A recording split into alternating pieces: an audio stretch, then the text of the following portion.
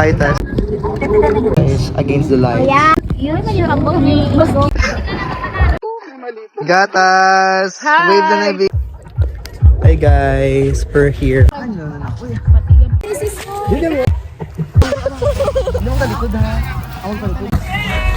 It's so beautiful. Yeah.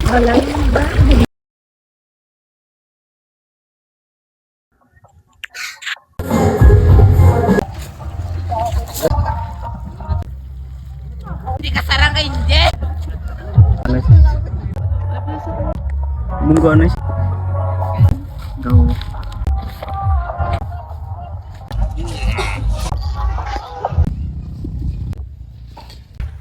Hi guys. Hi guys. Malakat na.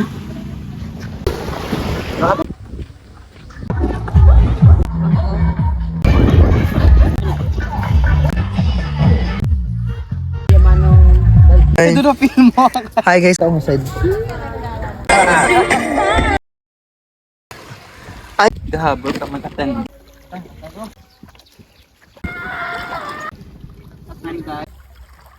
Ay, Jen! Dito. Lalo ko sa pahihulog. Masabay mo sa galis.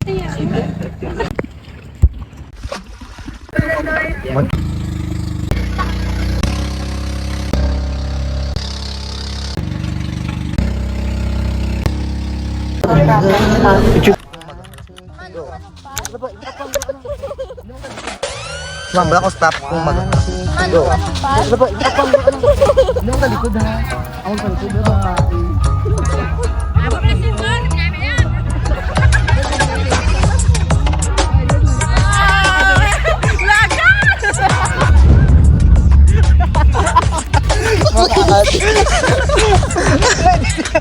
All right, welcome to our summer vacation 2026 in Balujan Island. At the moment, we are 1 hour riding on the boat heading to the island. So we only have 1 hour left to reach the island. I think going to the island is always a struggle kasi you cannot go to the island if you don't have like private boats. So mostly nakakapunta doon is like family who owns boat or boats kasi wala namang pasahe na papunta doon every day or every week. So you really have to talk to someone who lives in Cadiz that has boats so you can rent and or you can go with the family, just pay for the crude oil or for the gasoline or whatnot. And finally I saw the island for the third time. For me it's always like it makes me happy to see this island. I just don't know, siguro medyo manol manol talaga ako sa puting buhangin. I just don't know, it just feels so good and relaxing when you go here. Yeah, siguro mababaw lang talaga yung kasiyahan ko. Little things really makes me happy, so that is how simple I am. And here guys, we finally arrived to the island, so we are now like docking. Yes, I think nagda-dock na kami and sobrang clear talaga ng tubig. If I'm going to describe it, it's like crystal clear that you can see the fish underwater. So it's literal na under the sea talaga. You can see the coral reefs, the plants, and sobrang hindi siya nakakatakot pag nag-swim. Kasi siguro yung nakakatakot lang if maraming yung mga white jellyfish na nagsisting. Siguro doon lang ako natatakot. Kasi I'm a person who is afraid of dark waters. Yung hindi ko nakikita yung nasa ilalim. So that makes me afraid.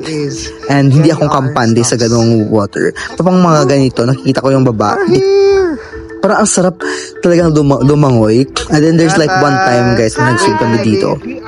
Na there's like a school of fish sa ilalim. Parang yung nag-ano katawag dito, yung nag-snorkeling ka pero sa mababaw lang na area, wala kang mga gears, yung dala mo is yung normal na goggles lang, then you can see the school of fish, the simple coral reefs.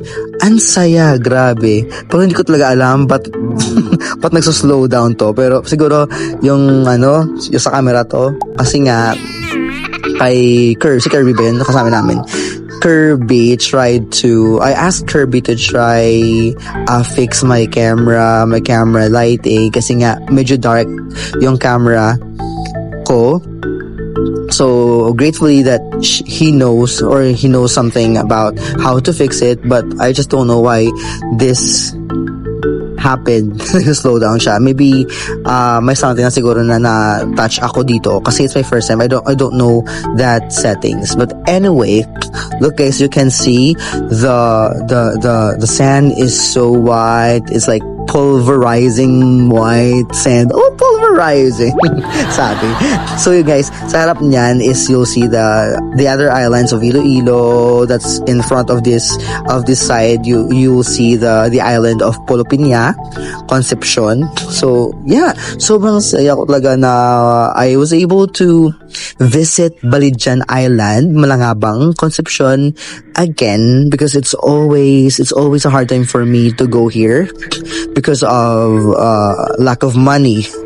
Yan, kasi nga medyo hindi talaga ako mautang para makapunta lang sa mga pupuntahan ko. So for me, I really have to earn it. I really have to earn the money so I can go to somewhere and I have nothing to think after the vacation or summer. All I have to do is just like rest and sleep and then wake up the next day and work again.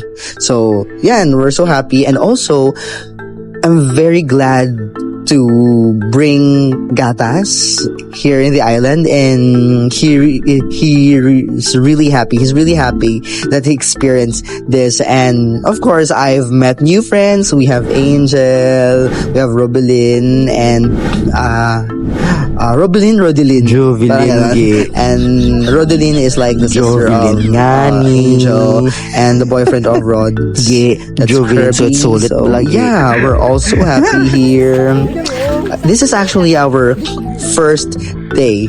This is like few minutes after we dock and land for airplane, after we stepped on the island. So this is our first half day na kasi we arrived there in the afternoon already. Yeah, and then what I like about arriving to the island is like you will hear the sound system because there's fiesta. It's their fiesta that time. You can only go there during their fiesta. And that is when the time we come there and visit the island, and the welcoming sound system was really nice. There's a lot of people that strolling around the island. So the first thing we did was I actually brought them and go around the island. Actually, the island is very small. They said that you can just how do you say that? You can tour it around. You can tour it around. You can visit around for just an hour or less than an hour if you walk very fast. But believe me, you cannot walk very fast because you have to enjoy every side of the island. The island has different faces. There's the side where you can see a lot of islands, where you can see the sunset. There's the side where you can see Negros island, and there's rocky side of this island. There's pulverizing side of this island, and it's really nice. Actually, this is the side where you can see the sunset, so beautiful. the coconut trees, and some ornamental or not ornamental or tropical plants, like you know what I mean, pan-tropical talaga, pan-tropical na vibe. So this is where you can see it. So yeah. So now we're like at the side of this island where you can only see few people. Yes, and it's a rocky side of the island. Naglalaro kami because I just don't know, we're just very very happy, and actually I'm so amazed to visit and to know and learn that there's an island like this, beautiful island like this, just across Cadiz City. That's why parang you know, nagigets na ba ako? Yung parang marami akong, actually meron akong mga classmates na nakapag-asawa dito sa island na to. Kasi nga, I just found out that some fishermen from Cadiz goes here kung saan dito sila nagka-catch ng fish. Sobrang dito sila nangingisda. Yun. Dito sila nangingisda banda sa may sa Virgin Island. So what they do, dito na lang sila nagkakaping, sabi nila. Yun ang naririnig ko sa mga nakakakwentuhan ko na lokal. And yun, dito na sila nagkakape after they catch fish, then back to Cadiz. That's why yung iba nakakapag-asawa dito. So yun, I really make sure to come here every year as much as possible, even if it's so hard because of money and the transportation. And also take this opportunity to thank Best Monmon for introducing me the island, because sabi nga nila na you have to kiss on the sand so you can come back. So you know hold ko talaga, kasi hindi ko naman kaya na pumunta ng Boracay kasi sobrang mahal. Hindi ko naman kaya pumunta ng Siargao, hindi ko naman kaya pumunta ng Palawan o kung saan pa mga beach na mamahalin. Actually, to be very very honest to you, malapit lang yung Lacawon dito sa Cadiz City, but I've never been there. Because for me, 1,000 pesos, I just don't know kung magkano. Siyempre hindi lang mag 1,000 pesos yung magagastos mo doon, kasi you have to buy for food. But I'm not saying na mahal siya, but for me I think I just can't afford, and maybe for me the island is not yet for me, if you get what I mean. Basta hindi ko alam, but kayang-kaya naman putahan yung Lacawon. But when it comes to money, kasi grabe talaga ako, medyo very talaga ako dito, frugal. Pero yung sa Balijan kasi, yung parang 700 lang, makapunta ka na doon. Tapos, kaya Best Mon, 1.5 lang, makakapag-hopping ka na sa ibang island na karating island or katabing island ng Balijan. So, very, very convenient siya, and parang panalo ka na. So yun lang. This is the only island that I can afford, which has like the same quality with the other beaches in the Philippines. I'm not really saying that's 100% the same quality, but at least parang meron ka ng pang picture, pang memories, where you can see white sand, crystal clear water. So, di ba panalo ka na?